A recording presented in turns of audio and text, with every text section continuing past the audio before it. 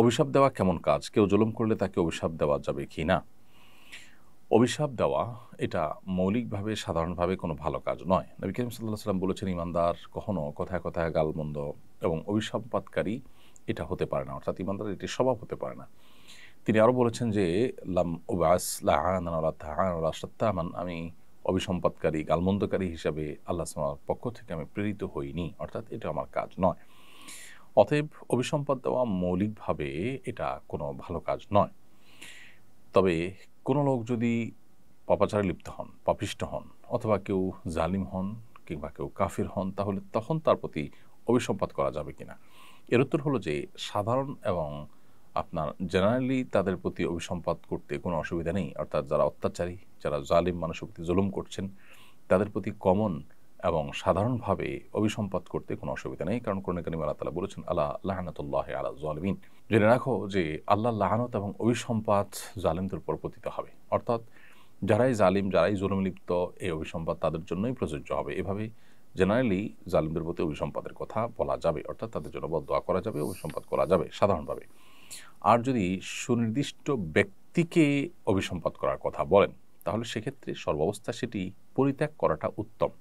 কেন পরিত্যাগ করা উত্তম? কারণ হলো, যিনি এই মুহূর্তে হয়তো কুফরে লিপ্ত, তিনি হয়তো মৃত্যুর আগে ঈমান নিয়ে আসবেন। তখন আপনি তার প্রতি অভিসম্পাত করলেন যে সে অভিসম্পাতটা আসলে যথাপাত্রে হলো না। এইজন্য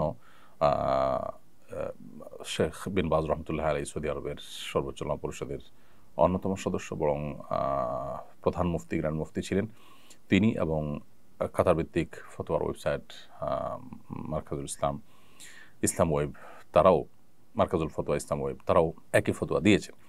তো এই জন্য সুনির্দিষ্ট ব্যক্তির বেলায় অভিসম্পাত না করে, অভিসম্পাত পরিহার করে জেনারেলি সেটা বলাটাই হলো অধিকতর নিরাপদ।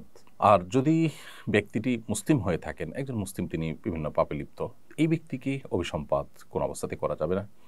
আর সুনির্দিষ্ট কোনো কাফির যদি হয়, তাহলে সেই ব্যক্তিকেও অভিসম্পাত করলে তার অবস্থার সাথে সম্বন্ধ করে অভিসম্পাত করা যেতে পারে যে জুলুমে লিপ্ত ব্যক্তির প্রতি আল্লাহ তাআলা অভিসম্পাত হোক। সেক্ষেত্রে তিনি যিনি জুলুমে লিপ্ত তার উপরে পতিত হবে। কিন্তু নির্দিষ্ট করে নাম ধরে ধরে এটি অভিসম্পাত তখনই করবেন যখন লোকটি জালেম হিসাবে, পাপিষ্ঠ হিসাবে বা কাফির হিসাবে, মুসলিম বিদ্বেষী হিসাবে চিহ্নিত, পরীক্ষিত হয়েছে। যেমন নবী করিম সাল্লাল্লাহু আলাইহি ওয়াসাল্লাম মক্কার কিছু মানুষদের বিরুদ্ধে নবী সাল্লাল্লাহু আলাইহি ওয়াসাল্লাম যেমন অভিসম্পাত করেছিলেন মদিনা হিজরতের পর, তো সেই রকম অভিসম্পাত আপনি করতে পারবেন, এমনকি মক্কাতেও। তো সুনির্দিষ্ট কাফির, সুনির্দিষ্ট ইসলামের বা মুসলমানদের চিহ্নিত শত্রু, একেবারেই কমন শত্রু, খুব পরিচিত শত্রু, তাদের ব্যাপারটি ভিন্ন। অনেক উলামা বলেছেন যে নবী করিম সাল্লাল্লাহু আলাইহি ওয়াসাল্লাম ওহীর মাধ্যমে যেহেতু জানতে পেরেছেন এই লোকগুলোর ঈমান নসিব হবে না, সেজন্য তিনি তাদের জন্য ব্যক্তি বিশেষের প্রতি অভিসম্পাত করেছেন। আমরা যদি সেটা জানার সুযোগ নেই, সো আমরা এটা করব না। এজন্য আমরা আগেই বলেছি যে এই ব্যক্তি বিশেষকে অভিসম্পাত করার ব্যাপারটিকে পরিহার করাটাই উত্তম। এমনকি লোকটি যদি কাফির হন, সেক্ষেত্রে জমহুর উলামা ইকরাম, ইমাম আবু হানিফা রাহমাতুল্লাহ আলাইহি, ইমাম শাফিঈ, মালিক রাহমাতুল্লাহ আলাইহির মতে ওই ব্যক্তি বিশেষ কাফের হলেও ওই কাফের ব্যক্তিকে অভিসম্পাত করা যাবে না।